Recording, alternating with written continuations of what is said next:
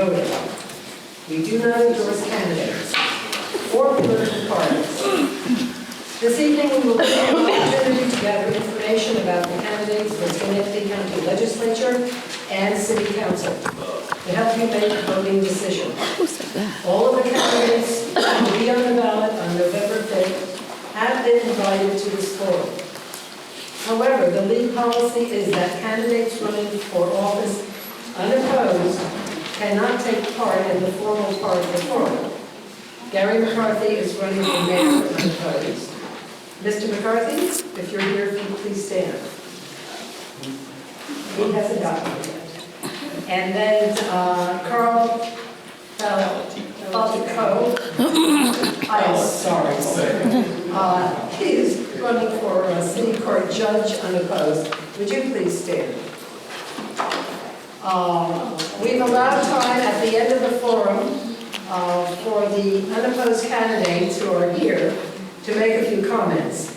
However, Mr. Faltico, due to babysitter challenges, has to leave early. And I've heard some, oh, yeah, I know what that's like. These candidates are serving our community and participating in the democratic process by their willingness to run for office. We have some ground rules. We ask that no campaign signs, buttons, or literature be distributed in this room. There is a table for campaign literature outside here. If you would like to hold a conversation, if you would please also take that outside the room. There's also information about the League of Women Voters. Please take a look, learn more about what we do, and perhaps join us. No audio, videotaping, or pictures are allowed. Please turn off your cell phones. The embarrassing is mine rang. And put them in your pocket. I collect cell phones that I see. You are welcome to submit written questions on the cards that were distributed when you came in. Please indicate what office the questions are for. Questions should be suitable for all the candidates for that office. So all the candidates for the legislature will answer all the questions asked. Please hold up your cards and an usher will collect them throughout the forum. Questions will be screened, and questions that are unclear, hostile, or of a personal nature will not be used. Questions that fall in the same general area will be consolidated. And due to the number of candidates we have tonight and to time constraints, we will not have time to ask all your questions. And every question asked will be answered by all the candidates. For each office, candidates will have 2 minutes opening statements, 1 minute to answer each question, and a minute for closing statements. If you have to shuffle papers to find your answer, that's part of the time, the 1 minute you have. We have timers who will hold up a yellow card when you have 30 seconds left, and a red card when it's time for the candidate to stop. During the questioning time of the forum, the order of candidates will vary. I will try to juggle it as much as possible. After each statement or question, do not applaud, do not cheer. Keep silent until the very, very end. And now, we will begin with our opening statements, and we will begin with Gary Hughes and proceed down the table. Thank you. My name is Gary Hughes, and I'm running for re-election to the County Legislature in County Ledge District 2. I'd like to thank the League of Women Voters for organizing the forum, and I'd also like to thank the voters of District 2 who've shown their confidence in me in past elections. I've always worked hard to live up to those expectations, and I promise you I will continue to do so in the future. I just wish to list a few of the accomplishments of my time on the legislature, and I take no personal credit for these. I believe that we work as a team, and so I think a number of my colleagues, incumbent colleagues, can take credit for this as well. Starting with the work we've done in downtown redevelopment, which I think is pretty self-evident and doesn't need much explanation. I think more attention needs to be focused on the work we've done in neighborhood development, which I continue to hear is an issue, and I continue to agree with other candidates that more can be done. But let's not lose sight of what we've already done. We have $80 million in new development in Hamilton Hill, and more is coming, which will bring the total to more than $120 million. That's an unprecedented amount of investment in a high-need neighborhood such as Hamilton Hill. We have new libraries serving Hill and Vale, and we have a new library serving Mount Pleasant. We are reshaping SUNY Schenectady's campus with the Begley Learning Commons. This is one of the biggest capital projects that the county has ever undertaken. We've established a joint street crime task force and drug interdiction unit in cooperation with the city and the town of Rotterdam. Our solar initiative is the largest in the state and saves taxpayers $700,000 each year. We relocated the Department of Motor Vehicle office to Woodlawn, which is a much more convenient location for many of our county residents, and by indications of the traffic, it's very well received there. We've strengthened the financial condition of our new Glendale home, and we've stabilized county finances over the past 5 years. We've had no tax increase, and according to the controller, we are under no fiscal stress. Ms. King. Thank you. Good evening. I'm Peggy King, and it's been an honor and a privilege to have been appointed to the county legislature and to the seat previously held by the Honorable Karen Johnson. Karen was a friend and a person for whom I had the greatest respect. No one can take her place, but I'm doing my best to be worthy of her seat. My 16 years of service on the City Council and my 37 years of living in the Stockade and District 1 make me uniquely qualified to complete Legislator Johnson's term. I believe it is important to continue the progress being made by this legislature in things such as job creation, economic development, cleaner and more efficient government, revitalization of our neighborhoods, and new library facilities. This legislature has overseen the creation of over 8,000 new jobs, over $1.2 billion in new investment, 2 new libraries, the new Boys and Girls Club, the new street crimes unit, expanded treatment programs to address the opioid crisis, and a solar energy program that saves taxpayers over $700,000 a year. On the legislature, I chair the Committee on Libraries and Education, a logical extension of my time working at SUNY Schenectady County Community College, where I served as Associate Dean for Student Development, working with support services for students. Community service has always been important to me, and I have served on the boards of many organizations in Schenectady. In addition to being a current trustee of SUNY Schenectady, I currently serve or have served on the boards of diverse organizations ranging from Schenectady Day Nursery, Habitat for Humanity, the Schenectady Symphony Orchestra, and the Sunnyview Rehabilitation Hospital. Given my background and experience, I believe I'm the most qualified candidate to continue the efforts mentioned earlier, and I appreciate your consideration. Thank you. Thank you. Mr. McDonald. Also, if the candidates would speak real close to the microphone. God, I'm glad you're running a tight ship this year. We do everywhere. My name is Jeff McDonald, and I'm one of your county legislators in District 2 in the city of Schenectady. I'm seeking re-election this November. It has been a great opportunity for me to serve you over the last 12 years. Great things have happened in our community and are continuing to do so. I currently serve as Vice Chairman of the Legislature and also serve as Vice Chair of the Ways and Means and Rules Committees. I also serve as President of the Board of Directors of the county's Tourism Bureau, Discover Schenectady. For those of you who may not know me, I work as a civil engineer and am a licensed engineer in New York State.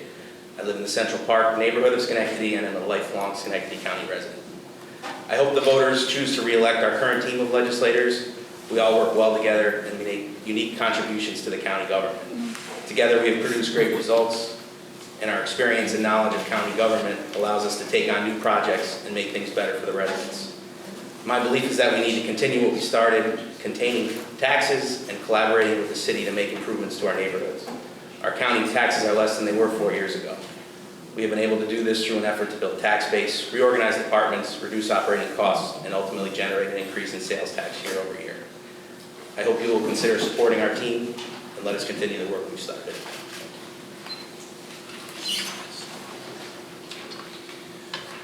Greetings to all. My name is Omar Sterling McGill, and I'm running for Schenectady County District 1 Legislator. First, I would like to thank the League of Women Voters for the invitation to come and speak this evening.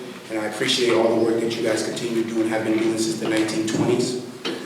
I grew up in Schenectady, New York. I lived specifically in District 1 for 28 out of 29 years of my life.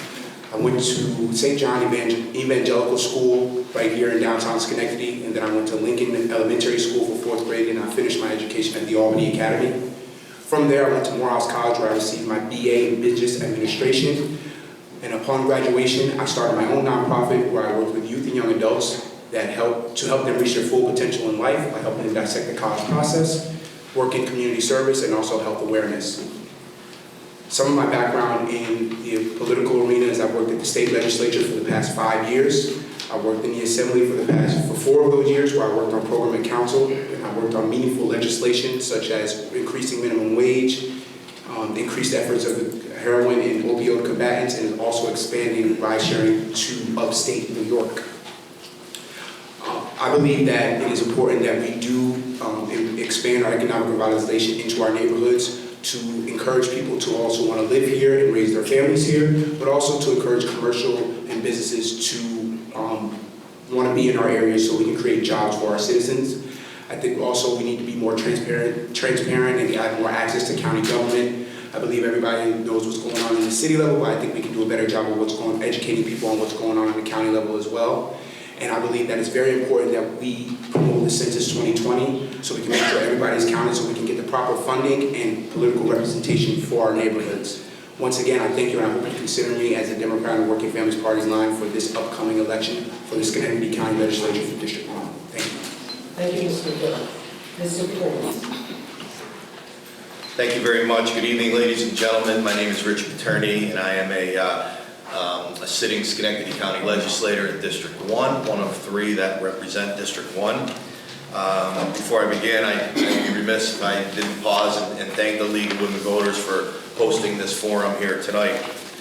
I'm a lifelong resident of the city of Schenectady. I've been married for 31 years to my wife Lisa. We have 2 wonderful children, all of us who have gone through the Schenectady school systems. I'm also a graduate of Schenectady County Community College, now known as SUNY Schenectady County, which I'm very proud of. I'm a 32-year employee of Union College, where I serve as manager of building services and work order systems. And I take my professional knowledge with me to the county ledge, where I serve as the chairman of the Public Facilities, Transportation, and Infrastructure Committee, and also the newly appointed chairman of the Intergovernmental Cooperation Committee. I also serve as the chairman of the City of Schenectady's Recreation Advisory Commission, and I also am a member of the Land Bank along with Legislator Russo as the chair. I've been a proud member of many youth organizations throughout my entire life since I was 16 years old, and I've always been a strong advocate for the youth of the City of Schenectady because they are the foundation of our future. I care deeply about our community, and that's why I'm running for re-election for my seat on the legislature. 4 years ago, when I sat up here during this 2015 forum, I talked about the many exciting things going on around Schenectady. Now, 4 years later, the excitement still exists, and there are more things that I want to see come to fruition. I'm proud to be running for re-election for the Schenectady County Legislature and look forward to working with my colleagues up here and all the others to continue this unbelievable path of success. Thank you for the opportunity to be here tonight, and I look forward to answering your questions. Mr. Russo. Thank you, Madam Chair. My name is Richard Russo. I'm also a sitting legislator in District 1. I want to thank the League of Women Voters for conducting this symposium and this forum and having us all sit before you tonight. I, too, am seeking re-election along with my colleagues that sit here. We've got a great team assembled. We've had amazing success in our community, whether it be neighborhood revitalization, economic development, job creation, holding the line on taxes, efficiency of government, or saving energy by way of our 2020 plan to be net zero by the end of 2020 in all of our county facilities. I am a longtime resident here in the city of Schenectady, born and raised in the north side. My wife, Bernice, my 2 sons, Joshua and Justin, all part of Schenectady School District. I have 3 grandchildren. I don't know how that happened, but it did. And we are proud to be Schenectadians. My history on the legislature is I was afforded the opportunity to be appointed to the seat vacated by now the Honorable Judge Robert Hoffman. And in 2015, I won my election in 2016, and I sit before you humbly asking for your support in the 2020 election. As a member of the legislative body, I sit on 2 chairs. I am the chair of the Neighborhood Revitalization Committee, and I'm the chair of the Technology Committee. I have a long time history in telecommunications, and so my ability to drive technology and new technology throughout the community is important to me. And I also am the chair of the Land Bank, so my role as Neighborhood Revitalization Chair is important. We have done tremendous work in the neighborhoods to drive investment, to drive revitalization, to drive restoration. I would ask for your continued support in my 2020 election. Thank you. Thank you. We will begin answering our questions with Ms. King, and the first question is, what would you do to encourage development of affordable housing, since most construction is luxury? And how would you define affordable? Ms. King. I think we've seen a fair amount of development of affordable housing. Mr. Hughes talked about the work that's being done up in the Hamilton Hill area of the county. And I know some of the housing in the downtown area also is mixed, but there's also units for affordable housing. I personally just think that just something we always have to keep in the back of our minds, that we need more of it, and we need it in more diverse areas as well, not just in Hamilton Hill. And I think we're working on some of that. Thank you. Thanks. I think we have an abundance of affordable housing in Schenectady. What I think we need to continue doing, working with the land bank, is repurposing a lot of the housing. We have we have a large 2-family housing stock, which are well-built buildings, but they need to be renovated. They need work, and I think we need some more funding from the state. As far as renovations, we've been demolishing the derelict buildings, but I think we need to continue to work on programs to renovate the existing housing stock that we have and make them useful to the community. Thanks. Mr. Owen. Sorry.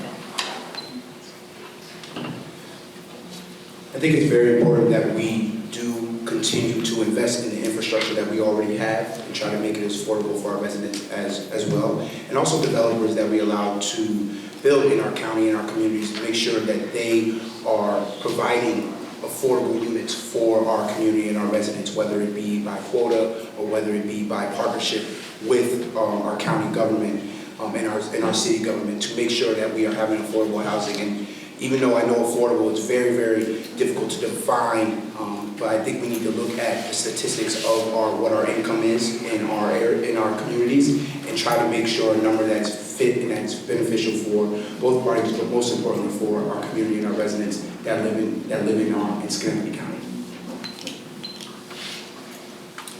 Thank you. Affordable housing is certainly essential here in the city of Schenectady, and I tend to agree with Legislator McDonald that repurposing the housing and working with the land bank to renovate and things like that is the way to go. And as Legislator King says, we do have that housing in Hamilton Hill and some downtown, and I think we just need to build off of that. Thank you for the question.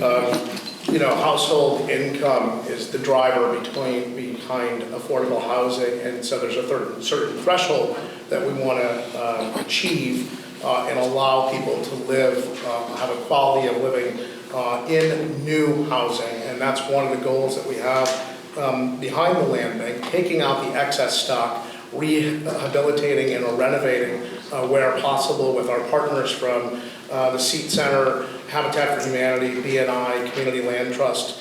But more importantly, driving investments into our neighborhoods, driving investments like we're doing on Eastern Avenue with our community partners, $20 million project for Renaissance Square, which will be affordable housing. Extensive project going on in Gates Village that while the land bank didn't drive, I feel strongly that the momentum that we put into the community is driving these investments by local investment partners as well as larger development entities that see the value of driving affordable housing. Mr. Hughes? I'll try to be close to the microphone. I agree with a lot of what's already been said, and I won't repeat that. Affordable is, I think, somewhat in the eye of the beholder. We have a number of neighborhoods with census tracts in the city of Schenectady that have astonishingly low income. I'm talking under $20,000 in terms of family income. So affordable even varies, from sector to sector within our city. I'm going to highlight the work that Community Builders has done on Hamilton Hill because I think it's quite extraordinary. Working with tax credit financing, they are essentially recreating housing for the people who already live there. Better quality housing, new housing, renovating some buildings, demolishing others. 80 million of that exists today, and their phase 2 will be another 120.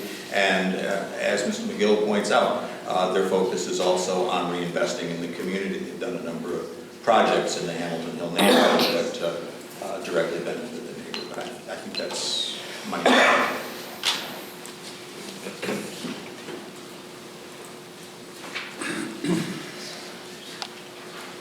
Did you have a chance to Yes. ask the question? I was the first one. You were the first one, okay. Moving on to the next question, we'll begin with Mr. McDonald. And the question is, what do you believe is one of the biggest hurdles facing Schenectady County? It's a real tough question. I'm glad I get to go first. I think and this might sound crazy, but the hardest thing is going to be when things don't continue to go so well, because the team of people that have been in place for the last 15 years or so have really created a consolidated effort for all the things for the residents, maintaining the tax rate and renovating neighborhoods and economic development. So I think the hard thing is going to be, people don't remember how things were 20 years ago. The hardest part is going to be getting adjusted when things are just status quo and we're not seeing new development after new development. I think people are going to say, nothing's going on here, but so much has changed here over the last 20 years, and I think it's been a good thing for the residents. Thank you. Mr. McGill? I think it's going that way.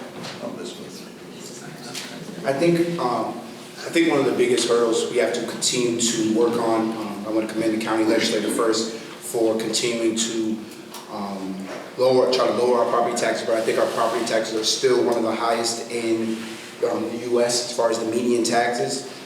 So it's a very burden on our families and raising our families. So I think if we can try to continue to find innovative ways to lower our taxes without sacrificing essential services, I think that's one of the biggest things that we need to continue to focus on. Like I said, I want to commend the county legislature on the work that they're already doing, but I always think that we can continue to do more and try to find innovative solutions to kind of lessen that burden on our families as far as property taxes. Thank you. This is a very good question. And I'll just respond quickly to the tax thing that Mr. McGill has brought up. And we have, in the 4 years that I have been sitting on the county legislature, we have reduced taxes. So, I think we are doing fantastic with what we have to work with. And that leads into where our biggest hurdle, I believe, is mandates. 3/4 of the county budget deals with mandates, and we have to deal with that. The other thing is that we're dealing with that in the county, but all over the place, is the opioid crisis. And the county has made some great strides in trying to tackle that too. So thank you. Thank you. I appreciate the question as well. I think the biggest hurdle, I'll key off of what everyone said up here, which is there's been tremendous expansion in our community over the last 20 years, far more than the previous 20 years. And I think that we're on a tremendous track and a tremendous trend. We have reduced taxes by about 1% over the last 4 years in the county legislature. The city council has done city team has done even more.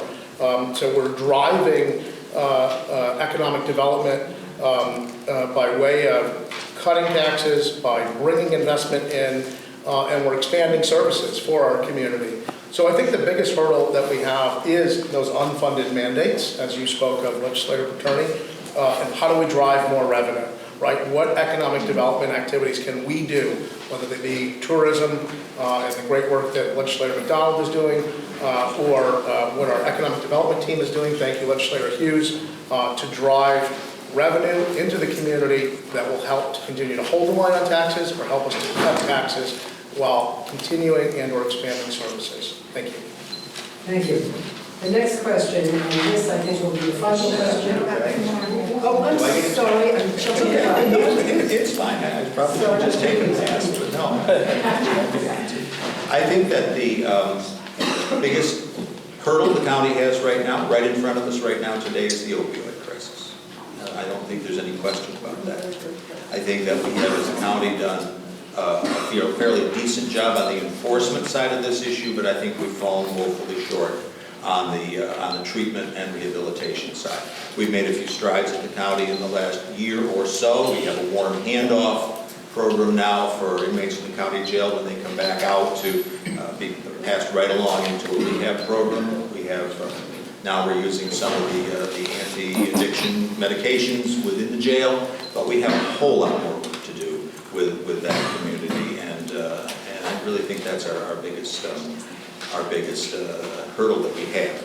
I want to mention one other thing on the taxes, cost of government side, if I have a little bit of time left, because I'm not sure we'll get to it again, and that's the importance of continuing to share services and intergovernmental cooperation. We're sitting here tonight at a great example of intergovernmental cooperation, our shared library system, which is much cheaper than what individual libraries would be.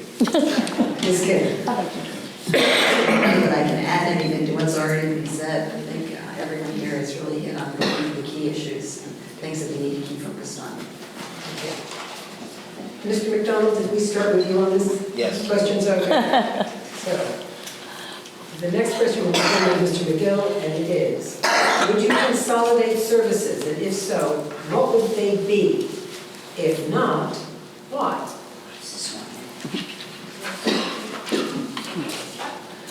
I would consolidate services only if we are still doing our best ability to serve the people that need those essential services that we might have to consolidate. So I would take a broad look at it and take a look and see where we can consolidate without hurting people who actually need the service that we may be consolidating. I think it's important that we provide as much services as we can to the people of this community because they deserve it, and that's what they pay their taxes for. So it's one of the things that we must do.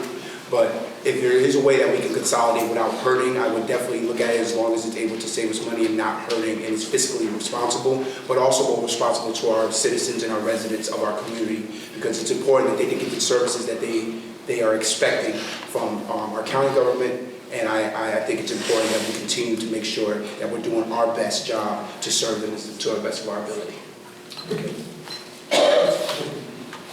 Thank you. I agree that we need to take a broad look at things, and that's part of the intergovernmental cooperation that we've been talking about.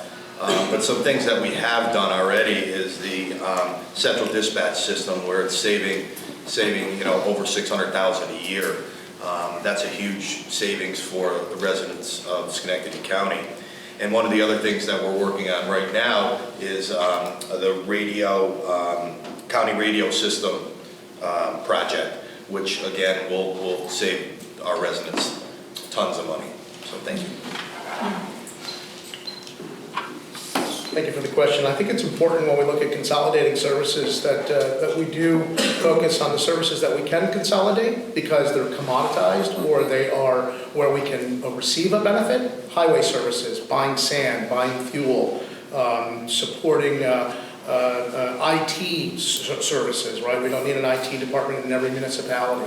Those are areas where I think we can consolidate and save taxpayer money. But I think where we have to touch the people, where we have to make sure that the youth programs are intact, that the services to families at risk are intact, I think that those services should be left whole. I think they should be left with a novel direction, and I think that it's important that we focus and give them the most premium service we can, whether that be speed of service, quality of service, or the amount of services that an individual can receive. So I think there's a blend of both. Thank you.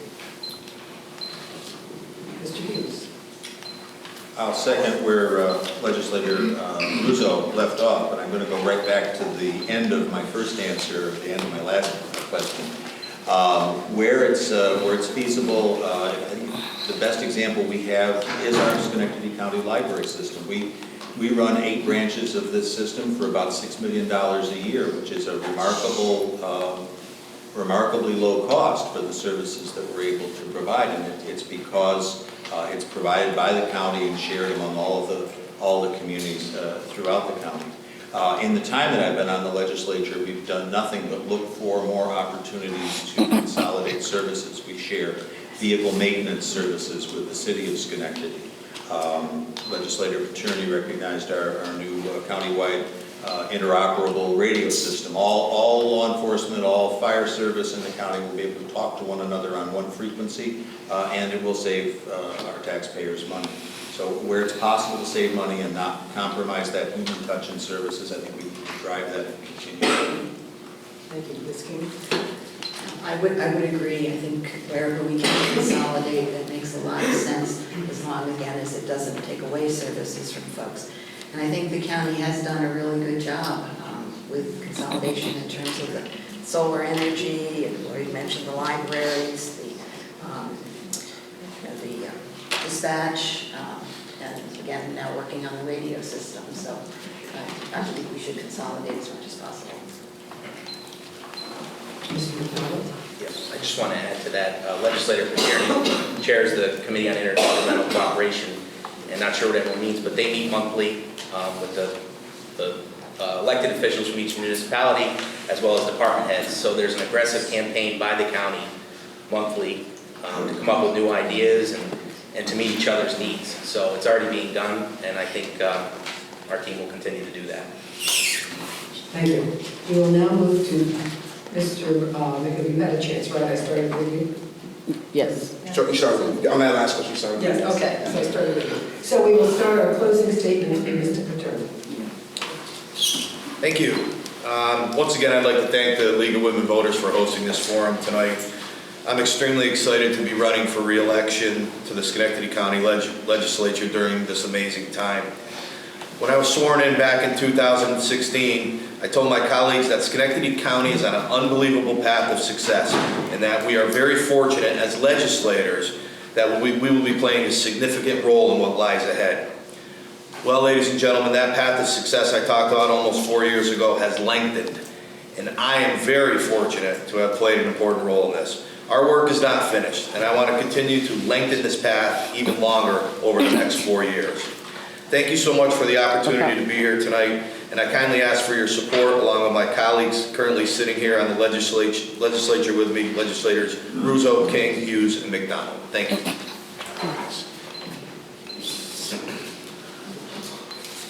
Thank you again for having us all here tonight. I sincerely appreciate the opportunity to speak before you, members of the audience, Chair, members of the committee, and our community at large. I'm honored and humbled to continue to help lead our community. I would ask for your support in the 2020 campaign. My goal, along with my colleagues, is to continue to hold the line on taxes and cut taxes where we can, is to continue to enhance county services and support whatever it is that we need to do to improve the quality of life for our community. I'm specifically driven to continue to drive out blight and remove abandoned homes from our neighborhoods and continue the effort to revitalize our neighborhoods. I'm a great cheerleader of special events, tourism events, and a big supporter of Legislator McDonald on the CVB. I'm encouraged by the energy efficiency that we have throughout our county, the drive to be net zero by the end of 2020. So with that, I say thank you for your support, and I look forward to serving you another 4 years. Mr. Hughes.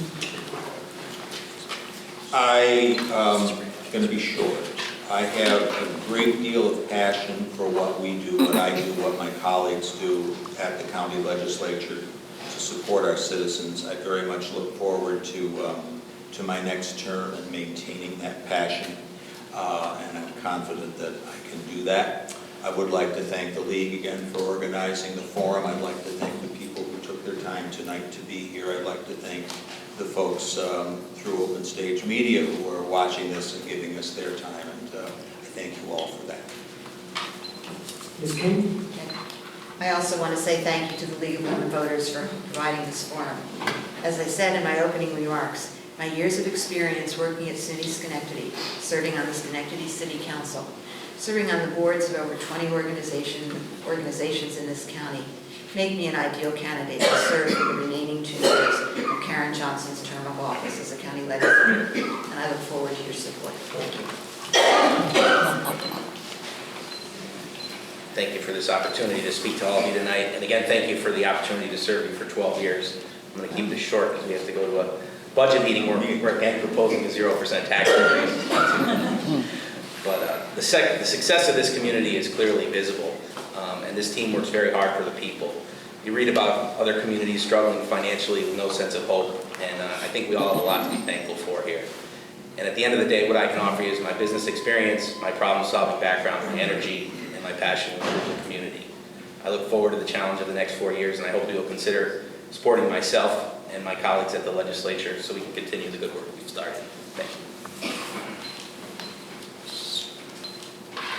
you. Again, I would like to thank the League of Women Voters for the invitation to be able to speak at this candidates forum, and I commend the work that you have been doing for the many years that you've been empowering people to be a part of the political process. In closing, I would just like to say that it was an honor to be able to interview for Ms. Karen Johnson's seat. She served and really believed in good government and putting the people and the greater good in all policy decisions. So I really appreciate it. I think it's an honor to run for this seat. I want to just say thank you to the county legislature for allowing me to do that, and I hope that you will vote for me as a Democrat on the Working Families Party's line on November 5th. I think I do have some experience to work with the position and be a part of the team that's also already doing some meaningful and great work, and I think I could add some new and fresh perspectives and have some community representation at the table as well, because I believe we're doing a disservice if everybody's not represented and everybody's not included in the community. So I think that it would be great if people can look up and see themselves at the leadership table and feel a part of the community as well. So thank you. Thank you. Is everyone? Everyone's spoken? Yes. Wonderful. We're a minute ahead of schedule. Thank you all very much. On to your meeting. Anyone wants to applaud? Now's the time.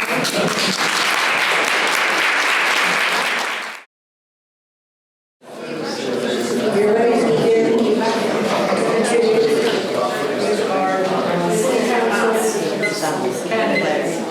We get to review 2 minutes of your statement, 1 minute for each question.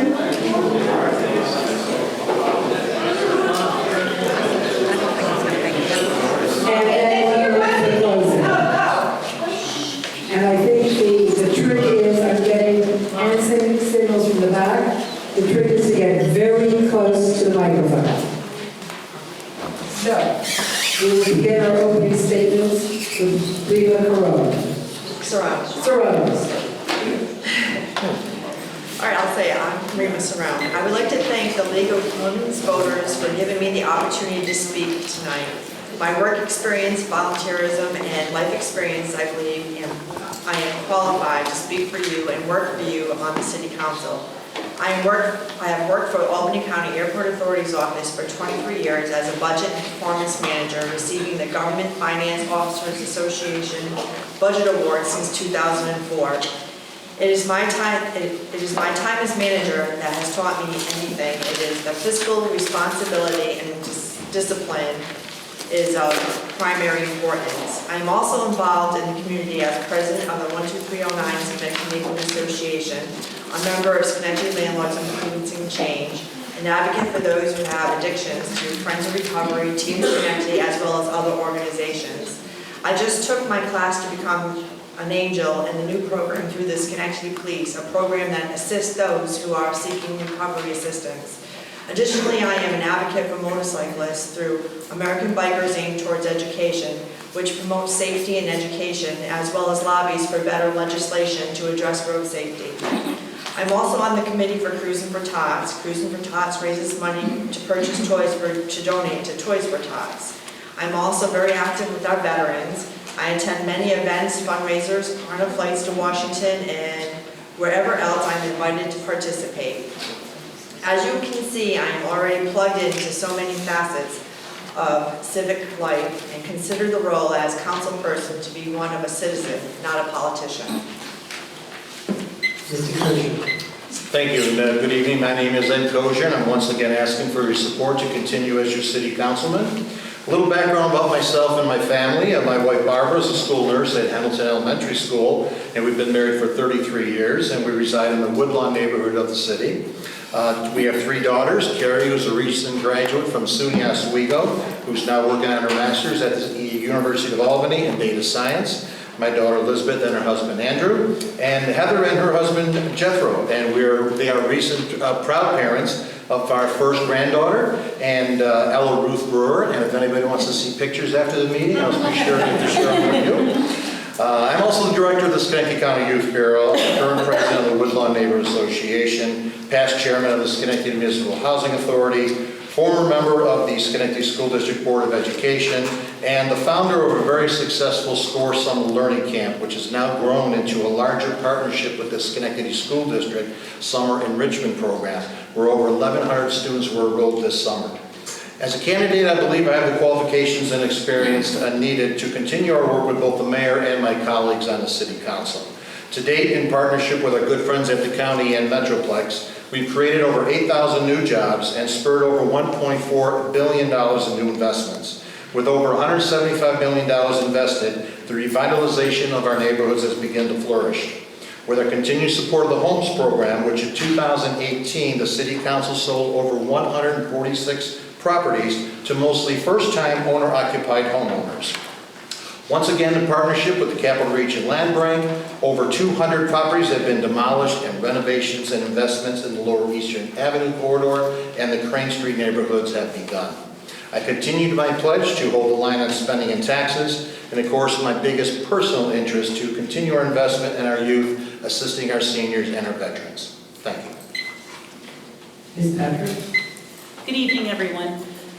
Oh, I'm so sorry. I told you in charge. I'd like to thank the League of Women Voters not only for organizing these candidate forums, but for all the work they do to educate voters and encourage voting. Let me tell you a little bit about myself. I have 35 plus years of experience in education and nonprofit management and a master's degree in educational administration. As Vice President of Development for my side, I have extensive experience in financial management and budget planning, as well as strengths in consensus building, solutions-oriented problem solving, and listening. In nurturing relationships with leaders in both the private and public sectors, I have learned much about the art and challenges of community development, collaboration, and alliance building. Along with this knowledge, I will bring a comprehensive understanding of the social service, educational, and employment concerns of Schenectady's residents to the role of City Councilor. My core values include a passion for social justice and equity. I'm committed to helping lower-income individuals strengthen their chances for self-sustainability. Fighting poverty and eliminating barriers to access have influenced both my volunteer commitments as well as my professional work. I'm proud to live in the city of Schenectady and even prouder of my various community service roles. I actively volunteer with groups including the Schenectady County Public Library, Schenectady Rotary, the DSIC, and Capital Region Chamber. My service to the Schenectady County Public Library helps adults and youth gain access to literacy, technology, employment opportunities, and family support. My proudest accomplishment as president of the library's Board of Trustees was helping to raise funds to build the new branch library in Mount Pleasant, which we opened this past May. I support several organizations in our community that fight poverty, nonprofits that serve the homeless, feed the hungry, as well as provide job training. And one of the most fun volunteer roles that I have is Birthday Buddy at Pleasant Valley Elementary School, providing books to first graders as well as cupcakes and juice. Thank you. Thank you, Ms. Palazzo. Good evening, everyone. My name is Lisa Perazzo, and I am running for my 3rd term on the City Council. I am endorsed by the Democratic, Independence, and Working Families parties, as well as CSEA and Capital Women. Thank you for the opportunity to share with you a little bit about who I am. I am a native Schenectadian, former city business owner, homeowner, and engaged community volunteer. I serve as the Human Resources Director at Proctor's, and I've been employed there for nearly 9 years. I chair the board of the Schenectady Green Market and the Vale Park Task Force, and sit on the executive committee for the Heritage Home for Women. I'm a founding member of the Women's Community Leadership Network, a free networking group for women at any point in their career. And I'm also a member of Schenectady Rotary, the Junior League of Schenectady, the League of Women Voters, and Schenectady Business and Professional Women. Every aspect of my career and volunteer life has included public service. Listening to, taking care of, making connections, and finding solutions for people were part of my life long before I was elected. I recognize and embrace that I am a servant of the public, and I strive to be 100% responsive. I'm not afraid to stand up for what is fair, and although I am a Democrat, I don't always vote along party lines. I respect and embrace the fact that your voice is a key component to my voting choices. My voting record shows that I have been a strong advocate for business and development in our city, improvements to our neighborhood, and being fiscally responsible as we can be. Although we have lowered taxes, I have voted against the budget in the past years because I believed we could do better. Going forward, I will continue to engage with our residents, the mayor, and fellow city council members through being an active listener and asking questions, even the tough ones. And I will help those with issues that concern them navigate through the city for solutions and continue to be a good steward of our taxpayers' money and make that a top priority. Thank you. Mr. Palomeni. Hello, my name is John Palomeni. Let me introduce myself. I have deep roots in Schenectady. My grandparents emigrated here from Italy and settled on Carey Street, where my father grew up. My mother grew up on Strong Street in Hamilton Hill, and I grew up in Bellevue. I went through the Schenectady City School District and graduated from Mount Pleasant High School. I continued on to college and completed my schooling at RPI with a PhD in ecological economics. Despite numerous opportunities to go elsewhere, I chose to stay in Schenectady to be near my family, but also because I believe in the potential of Schenectady. You see, I've seen Schenectady at its highs and its lows. We as a city have gotten punched, kicked, and knocked down, but every time we rise. That is the spirit of Schenectady. Anyone who was born and raised here knows we are fighters. We see that now that the city has been transformed since these lows and is continuing its progress. As a city, we sent a message to those who were cynical, spread fear and doubt about what we can achieve. The hope of a better day has been a long time coming. The enormity of the task ahead, whether job creation, the environment, quality of life, and our neighborhoods, seems insurmountable at times. Make no mistake, the road ahead is long, but we will get there. There will be setbacks, but I will always be honest with you, listen to you, and by working together, we can continue rebuilding the city. This can't happen without you, without the spirit of sacrifice, volunteerism, and looking out for each other. We sent a message that we are not just a collection of individuals, but we are all Schenectadians. We have come so far, but there's so much to do. I want to be your partner and use my talents to make a difference. That's why I'm running for re-election for the Schenectady City Council. Mr. Ricky. Thank you, and thank you for hosting this forum. My name is Vince Riggi. I've been on City Council, this is ending my second term. I do not belong to a political party. I'm unique in that respect. I don't belong to a political party. Doing research, I don't know if there's ever been a council person in recent memory that hasn't belonged to a political party. I have the endorsement of the Conservative Party, the Independence Party, and the Republican Party, and also the endorsement of the CSEA. I'm proud of all that. I'm proud of what I was able to accomplish as a blank, because that's what I am, I'm a blank. More ways than one sometimes, but that's my title. And my background in getting involved with city affairs is I started attending city council meetings in 1993. And I've attended those council meetings right up until I was elected to the city council in 2012. So right now I have 26 years experience in city council meetings, which is quite a bit. So Obviously, I'm not a young man, but I have a lot of energy and I have a lot of passion for the city of Schenectady. My lovely wife is not in the room at this time, but we celebrated our 54th wedding anniversary a week and a half ago on Saturday. So we met in high school, we're Schenectady kids, we were high school sweethearts, we're still together, believe it or not, because she should be, believe me, I think christened as a saint for some of the things that we went through. But I have a lot of stick-to-itiveness, and that's my thing, you know. Yes, as Mr. Palomini pointed out, we do fight back, you know. And I'm a bulldog, and I'll just keep fighting back, and that's what I do. I would appreciate your consideration to elect me to a third term. I'll be able to do it. My big thing is, I am a retiree. I've retired from the auto body business. That's what I did all my life. So I fixed wrecks through all my life. I'm able to take this on. Thank you. We will begin the answers to our questions with Mr. Kosher. And the first question is, the mayor's proposed budget includes an added $2 million for Smart Cities Initiative. How would you like to see this Smart City investment be used to benefit and or improve the quality of life to the residents of my neighborhood, Stockade?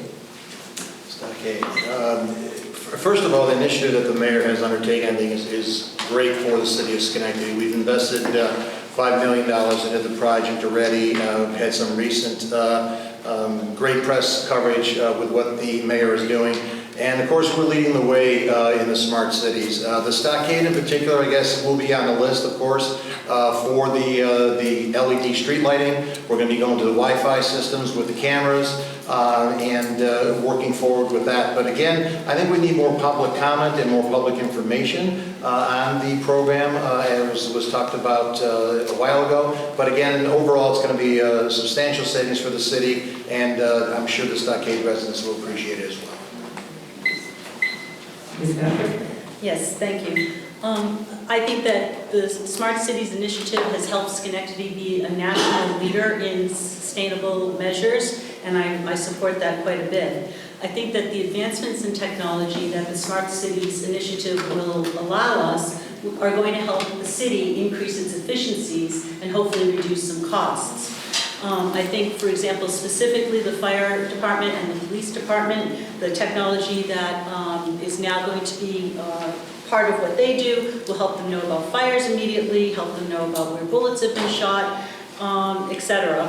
And then I think that all the sustainable measures, the solar stuff, the electric cars, a decrease in energy usage, and single stream recycling are all to our benefit, all of us, across the city, not just in one neighborhood or the other. And bottom line is I think it's going to really help us increase safety across the city as well. Thank you. Thank you. Although I certainly support any cost-saving measures and security increase throughout the city, the council has yet to receive a comprehensive plan of how the money is being spent.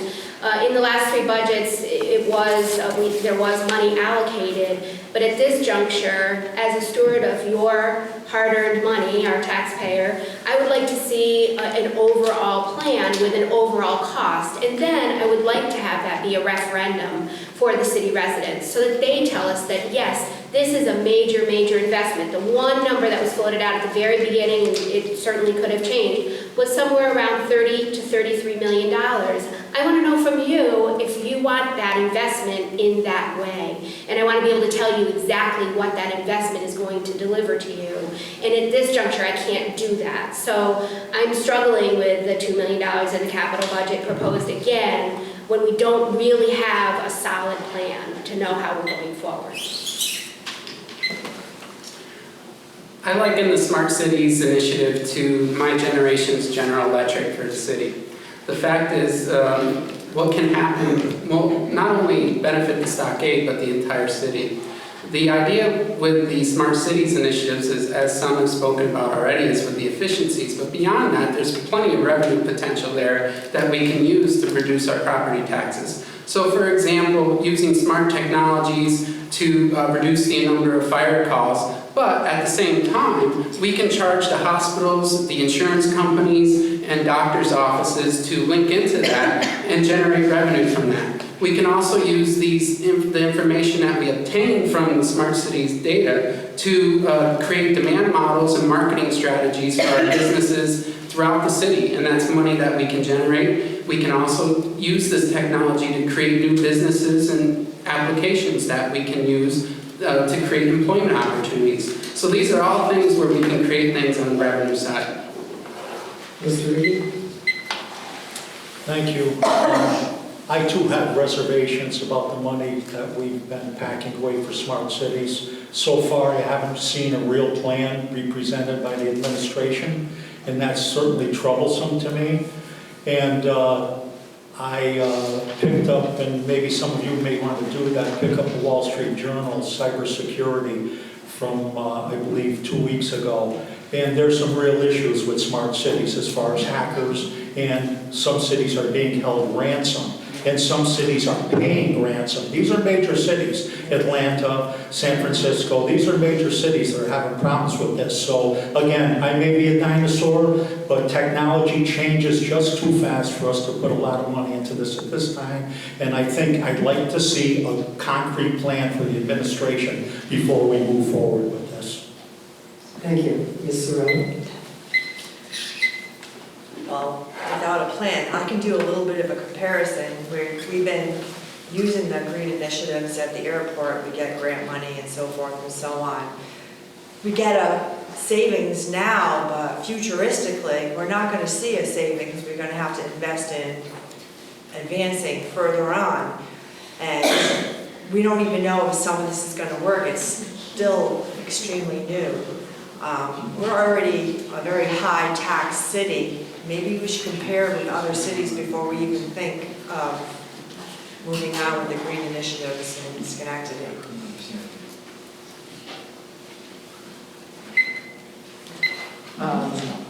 We'll start the next question with Ms. Patrick. Let me just confirm, can you hear us in the back, or do we need to speak If closer? everyone's quiet, then we can hear the candidates. So if Okay, they thank spoke you. up a little bit, it'd be very helpful. Again, speak closer to the microphone, folks. In the city of Schenectady, there currently are only 2 neighborhood revitalization field staff. How can we further support these people to encourage maintenance of property as well as developing more affordable housing in the county and city? And Ms. Patrick, we begin with you. Okay. Well, I think first of all, the neighborhood folks, that's a very, very good idea. I think my background has always been in enlisting volunteers to help with certain initiatives. So within the neighborhoods, and certainly through the Neighborhood Association Network, I know that there's a lot of positive energy happening in all the neighborhoods as I've started to go to neighborhood association meetings and hear from them. So I think using volunteers to help with those efforts within the neighborhoods is an important, would be an important part of that. And then I think the more that we do on parks, for example, can help us to revitalize the neighborhoods and help people think about maintaining their properties as they get prouder of what's happening in their neighborhoods. Ms. Braza? Yes, so the city is taking foreclosed properties in large chunks. We just took in nearly 100 properties in the last cycle. We did strengthen our staff crew in last year's budget. One of the things that I'm going to propose is that we strengthen it again. We have plenty of management. One of the positions proposed in the budget is a manager to oversee the SNAP crew. Last year, the gentleman who oversees them got a significant raise. So I will say that he can continue to be the manager, and we can take those management funds that are being proposed and actually hire more SNAP crew, which then gives more city residents jobs. And I agree, we have some very, very strong neighborhood associations that care. Through the Thriving Neighborhoods Initiative, we have a lot of projects that combat littering and different quality of life issues within our neighborhoods. So more of that. Thank you. Mr. Palmer? We certainly need more SNAP crew to help alleviate the issue that we have with our properties in the city. Beyond that, though, we can certainly use technology to help out. We have geographic information systems at the city that I truly believe we're not using to full capacity, where we can identify the properties, see when they've been last looked at, cleaned up, and then make sure they're on a regular schedule. So that's certainly something that we need to use and create that program. On top of that, we should use our current staff that are going around helping us maintain these properties. So if we see a property and the grass is too long, it should be something as simple as clicking a button on your computer in the police car or as you're driving by, or a code officer, and clicking that and saying this property needs to be cleaned up. We're not quite there with the technology, but we should get there soon, hopefully. Thank you. Mr. Riggi? Yes, this is another issue that kind of rankles me a bit. People don't understand, a lot of people don't understand this. Yes, you're going to hear about these small tax decreases that we've had over the last few years, but also we had a terrific loss of services over these last few years. Anybody that's called and has a problem, you're all going to know what I'm talking about. I have the same problem when I call up. We keep hearing why we can't. That's what we hear over and over again. I want to hear why we can. We need more boots on the ground. I've said that before. We don't need more bosses. We need more people to do the work is what we need. You have to, I'm a blue collar person. I'm still wearing my blue collar because that's what I am. And we need people to do the work, to clean up these properties, clean up city property, and keep everything going the way it should. You should get your tax dollars worth, and right now you are not. That I can promise you. Thank you. Mr. Rodney? Obviously, there's a lot of issues with cleanup in some of the neighborhoods in certain areas. You can't always depend on the neighborhood associations. Only so many people volunteer. So I agree with Vince that if our workforce needs to be snuffed up to par, we need to add more people to our, we pay taxes to, for our properties to be maintained, our city-owned properties to be maintained, the city parks to be maintained. I know I go out of my way on my street and I clean up the whole street, but not everyone does that. I think there needs to be a reevaluation of employees and tasks, and maybe we should shift some things around so things get done on a more timely basis.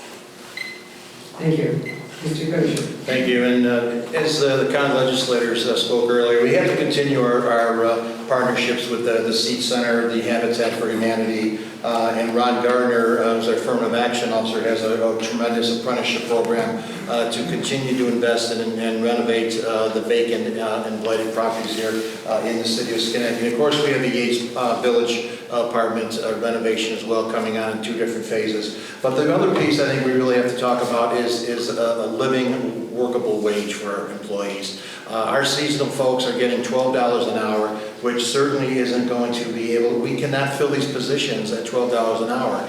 And that is why we have the monies in the budget, but again, they continually go unfilled.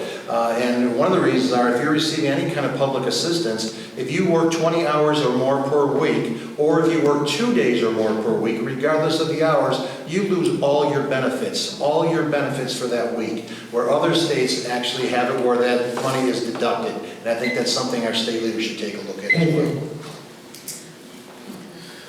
We will begin the next round of questioning with Ms. Barrazo. What have you done or would you do to improve the lives of youth and senior citizens in Schenectady? Well, one of the initiatives that I took on early on was called Give Graffiti the Brush, which took teams of youth that were on probation around the city to cover graffiti. And it never ceased to amaze me how polarized they were when we dropped off the supplies for the covering, and how united they were. when we picked up the supplies and brought them pizza and water, and how excited they were when they went by a site that they had cleaned up and it had stayed clean. And you know, it wasn't perfect, but it made a difference.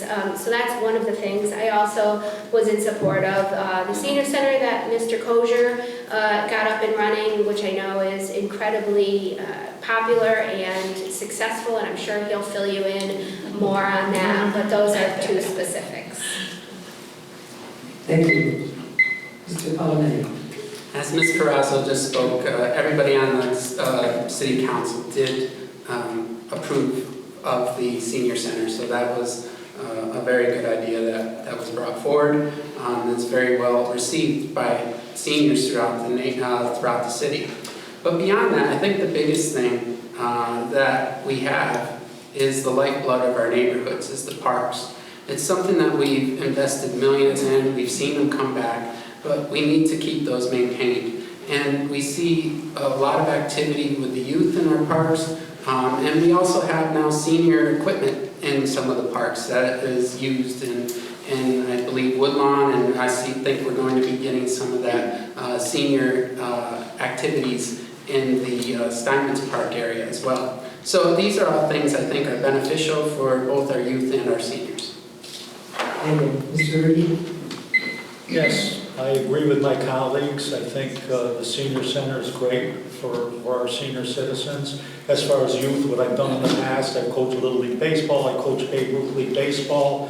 I know we've had a cleanup recently in Bellevue Little League Field. Well, I can't tell you how many man hours myself I put into the Bellevue Little League Field back in the 1970s. So I feel I did my part with that. As far as seniors, many of our seniors are lost when it comes to how do they get city services. What should I do? Who should I call for this? Who should I call for that? I can provide that for them. I'm available at all times. I always answer my phone if I'm home. If I'm not, I return my call as soon as I get home. So that I can promise to the senior citizens out there, you have a problem, you can call Vince, and I'll do my best to rectify it. And I'm known for that, and I'm proud of that. Thank you. Mr. Evans? I agree with what everyone said. I do like the senior citizen, and I like what Lisa did with the children, with the graffiti. But I'd like to see it go a step further. There's other communities that combine senior citizens and children, so that way children can learn unforgotten trades or for instance, knitting. Not very many parents know how to knit, where a senior citizen might be able to sit with a child and teach them that. I would like to see seniors and children interact, and I think it'd be healthy for both of them. And we see a lot of grandparents raising their children these days for a variety of different reasons. And then there are some that children who don't have that. So I just think that would be a good program to start or to add to what's going on here already. Mr. Kosher? Thank you, and we've talked about the new senior center. Of course, it's at the Ancient Order of Hibernians Hall on State Street, and it's a partnership with Kingsway Community and the Ancient Order of Hibernians. And to date, in just the 2 short years, we have over 500 seniors enrolled in membership. We've served over 8,400 lunches to over 9,000 seniors. The numbers are tremendous. The information in our newsletters on our city website, so I please encourage you to go to the city website to check into that. Regarding our youth, obviously I'm the director of the Youth Bureau as well, as I mentioned, but as a council we have created our first ever City Council Youth Advisory Board, which is being made up of Schenectady students from the high school. I met with them on Monday, and there was 15 individuals there, with 2 teachers, faculty members, and we're encouraging them to submit a grant to the Thriving Neighborhoods Challenge, and they were, this evening, they went to the Fort Branch Library. So again, getting our youth, hearing our youth voices at the table, because we as adults are making decisions for them without them at the table, and I think that's going to be an important piece for us. Thank you. Ms. Patrick? Okay, I think I'm going to need a lot more time for this one, but most of my background has been in providing services to youth and to seniors. In terms of the youth, I've worked most recently with the Schenectady Foundation to help coordinate youth summits that we held 2 years in a row.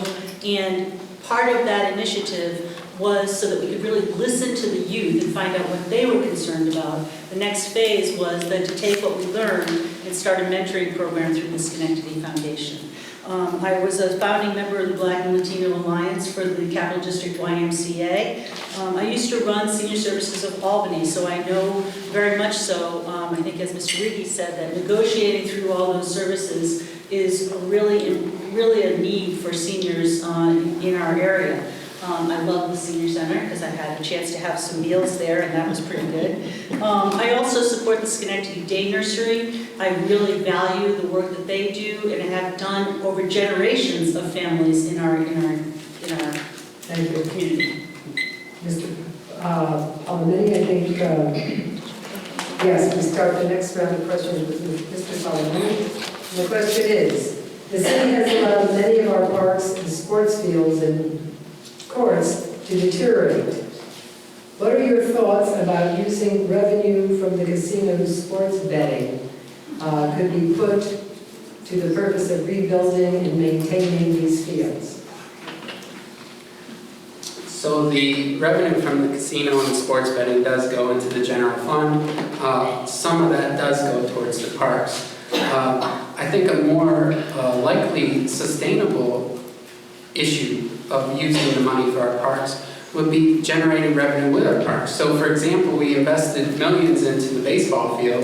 Those are fields that we can generate a lot of money from. So for example, we can bring in regional and national tournaments to those facilities. We have one of the premier facilities in the Northeast for baseball fields. We can, for the A-Diamond alone, we could be charging $500–600 a game. That's a realistic price for that field. On top of that, we could be doing other things with our tennis courts, with some of the USTA events, and those revenues could be generated. We should be putting those and reinvesting back into our parks. Yes, obviously there's some issues with our parks and our fields that are in the parks. They have to be repurposed at some point. And I know there's volunteerism going on to accomplish this. But it certainly is an issue. We have to get our youth, I think, involved in other things other than baseball, maybe, and just to move things forward. But I agree with Mr. Palomini as far as we have a real jewel now with the Central Park A-Diamond, and that's something that can generate money and generate people coming into the city. We should be looking forward to holding more tournaments here that are maybe statewide at least, to bring people into the city to see this beautiful field. Anybody that saw the field, their eyes pop out of their head. So it's something we should utilize a little more. And again, getting back to the parks, we need to bring our Parks Department up to snuff where it belongs so we can care for these fields, whether they're being used or not. They still have to be cared for. It's certain city-owned property. Thank you, Ms. Rowe.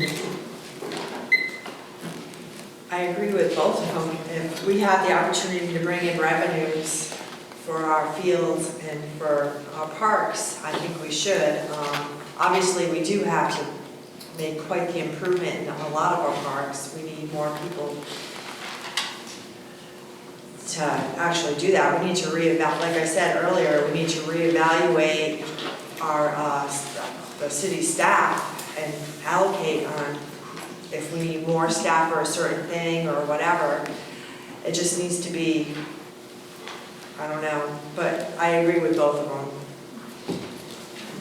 Thank you. Mr. Kosher? Thank you. And again, regarding the casino revenue, that money is going up from $2.6 million last year to anticipated $2.9 million this year. To earmark that specifically for the parks, I kind of disagree with that. I really agree that it has to go to our general funding. We've got some contracts coming up with the police department and other unions that we're going to have to really work on.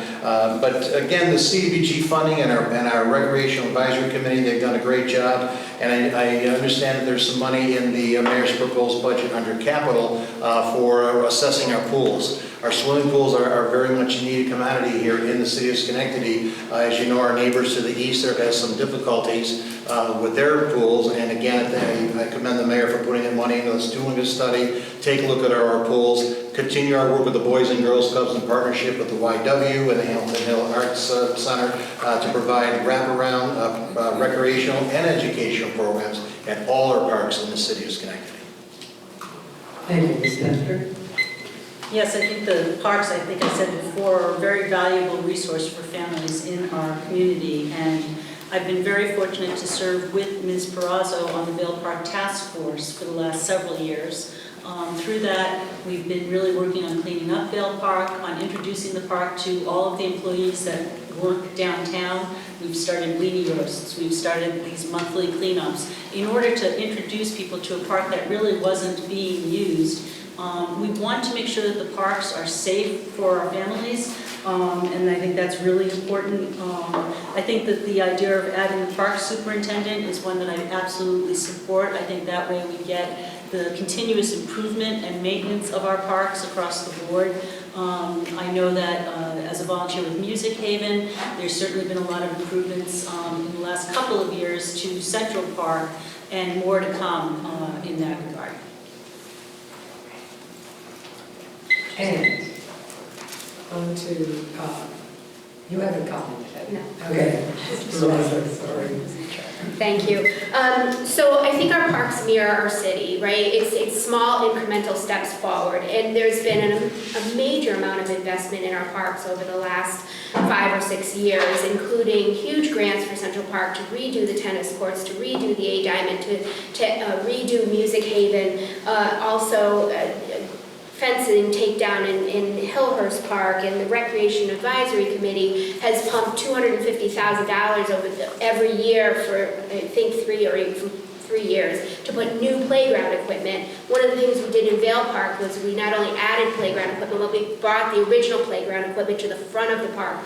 And not a day goes by in the summer that they're not utilizing that equipment now and going to the park. And we have phase 1 of a cleanup that's going to open up the water features and also make the DeGraff Street entrance to the park a very attractive entrance to the park with signage and well lit to go along with that Renaissance Square. So a lot is being done, and we continue to do a lot.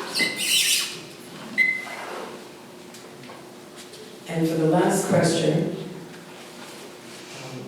what are your ideas for improving police-community relations, beginning with Mr. Reed? Well, I think that's already, it's not Vince Riggy's idea, but it's already underway. We have a team of Lieutenant Mascherone and Sergeant Mannix that are handling these issues, and they're going neighborhood to neighborhood. It's really a great initiative. I can't say enough good things about that. So this is something that's in place, and it's working very good, and they plan on going into the schools and talking to our children.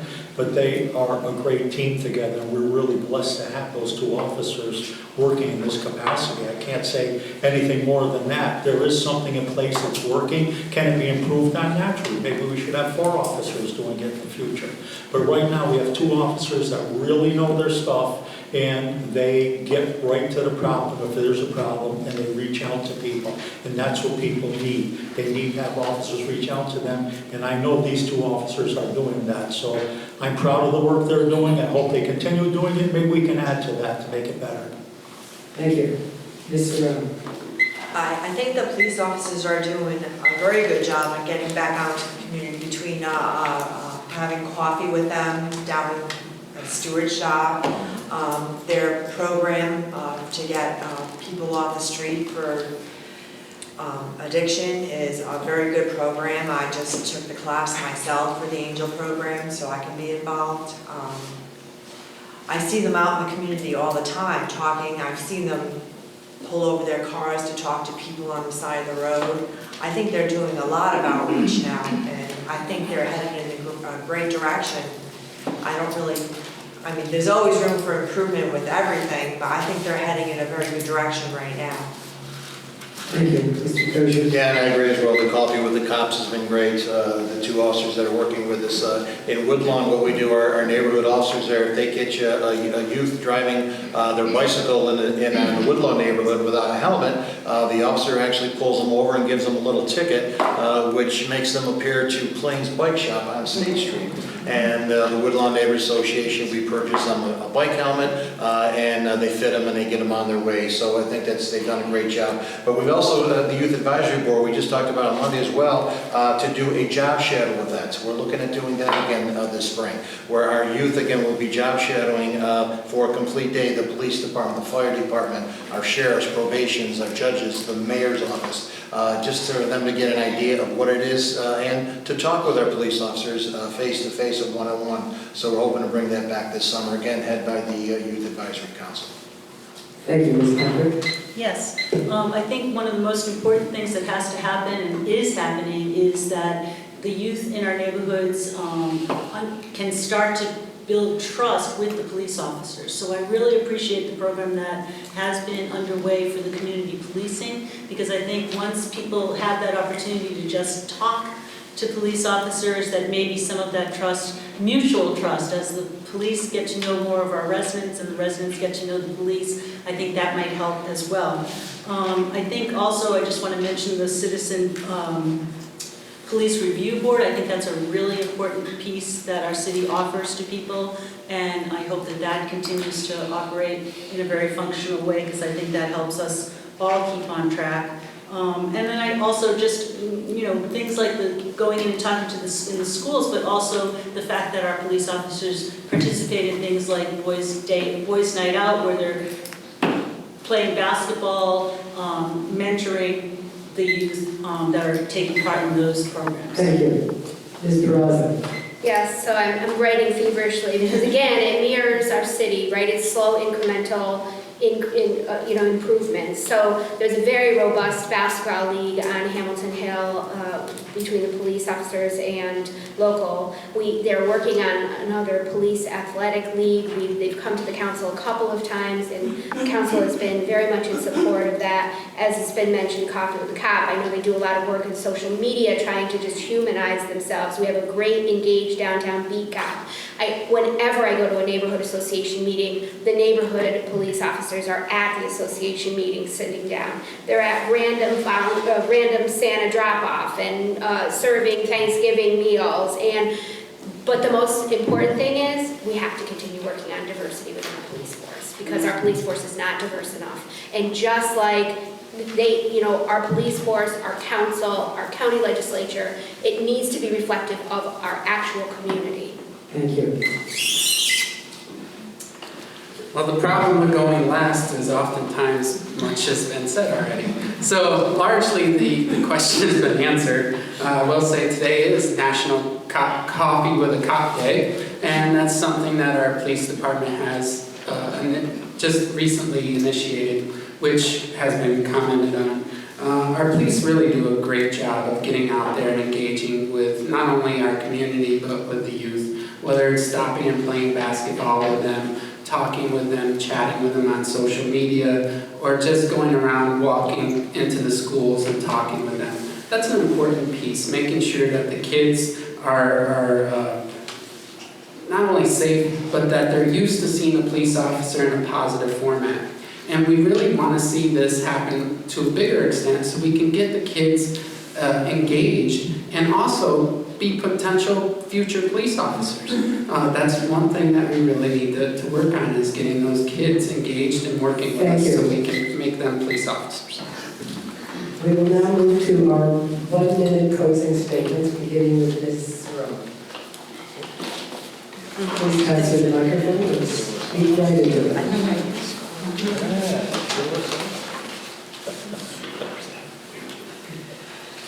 I ask for your vote. I welcome your ideas and concerns to make our city better, and will keep your best interest in mind. You have a choice at this election. It is a choice to continue the way things have always been, or elect leaders who can bring in fresh ideas and perspectives. After all, one-party dominance at any level is generally less desirable than healthy two-party collaboration. When you do have both parties involved, you open up dialogue and come up with better solutions. With a broader spectrum of city council representatives sharing different perspectives, it enriches conversation and generates better solutions for all of us. If elected, I promise to devote my time and talent to my position as your city council representative and make sure your issues and concerns are fully addressed. Thank you. Thank you, Mr. Koger. Thank you, and I'd like again to thank the League of Women Voters and the Schenectady County Public Library for sponsoring and hosting this forum tonight. Again, my name is Ed Kozier. I am the endorsed candidate of the Democrat, Conservative, Working Families, Green, and the Independence parties. The naysayers keep talking about what Schenectady was or what Schenectady is. I want to talk about what Schenectady will be. I hope you'll be so kind as to support my candidacy for the office as your city councilman, along with my running mates, Lisa Perazzo, John Palmetti, and Carmel Patrick. And I hope you approve this message. Thank you. Ms. Patrick? I'm running for city council to have a larger role in influencing how Schenectady continues to grow its economic engine and ensure safety and health for families. To do so, city council needs to involve many diverse segments of the city to work together to make change and revitalize neighborhoods. My management style is that of a collaborator and consensus builder. I believe that council members, as well as all public officials, need to listen and explore all sides of situations. Party lines should not inhibit smart, thoughtful consideration of issues. My decisions will be based on a critical examination of all aspects of the concerns on the table. Like all of you, I've watched downtown Schenectady flourish and joined with others to cheer on the development of Upper State Street and Mohawk Harbor. If elected, I promise to work with fellow city councilors, the mayor, the county, the land bank, Metroplex to see that similar exciting developments continue to enrich Schenectady's neighborhoods. Inspiring hope, building safe neighborhoods, ensuring healthy starts for children, and helping all youth gain the literacy and workforce skills they need to guarantee them prosperous and fulfilling future. Those are the reasons I'm running. Well, first and foremost, I ask for your support, along with my colleagues. 8 years ago, I gave you my word that when I was elected, I would listen with an open mind, proactively seek information, and have integrity at the center of my decisions. And to all city residents, I pledge that I would do my very best for the love of Schenectady. I can say with assurance that I've done what I've promised to the very best of my ability. I recognize and welcome the true spirit of public service. Most of all, I realize that I am your sounding board and I carry your voice and your concerns.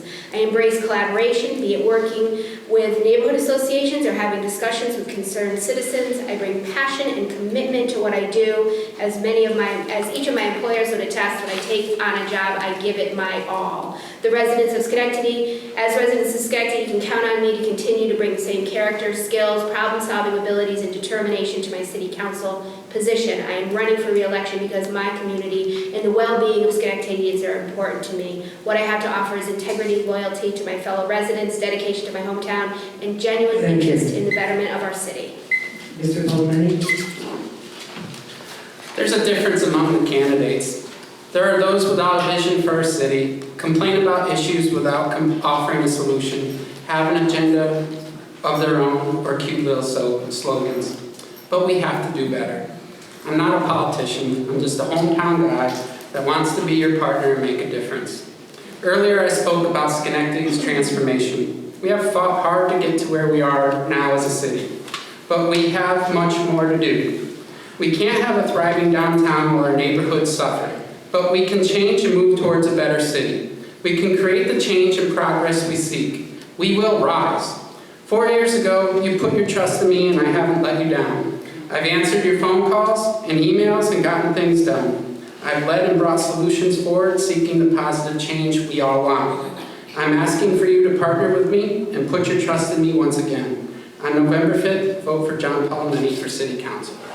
Thank you. Mr. Riggi? Again, thank the League for hosting this forum, and thanks everybody for coming out. It's good to see people out here. The bull apathy is really starting to bother me.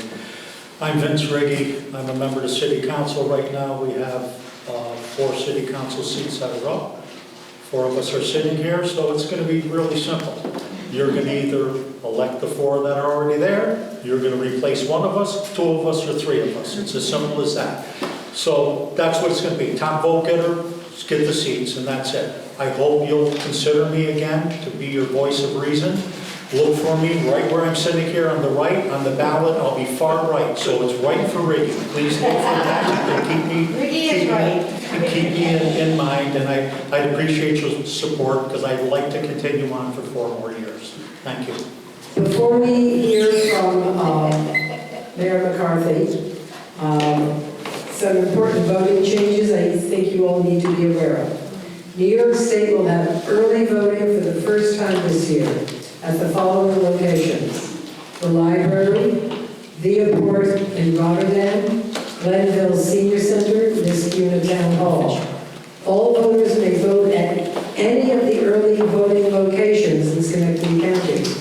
Early voting will take place between October 26th and November 3rd, and more information is available on the table outside. Also, absentee ballots are available for this election, and I think they're also on the table outside. Voters may submit an application for an absentee ballot with the Board of Elections by mail postmarked no later than Tuesday, October 29, or in person at the Board of Elections no later than November 4. The last day to deliver absentee ballot in person to the Board of Elections is November 5th. And if you do none of the above, you will go and vote November 5th. Thank you to all the candidates for joining us tonight, and now a few words from our mayor. No? No.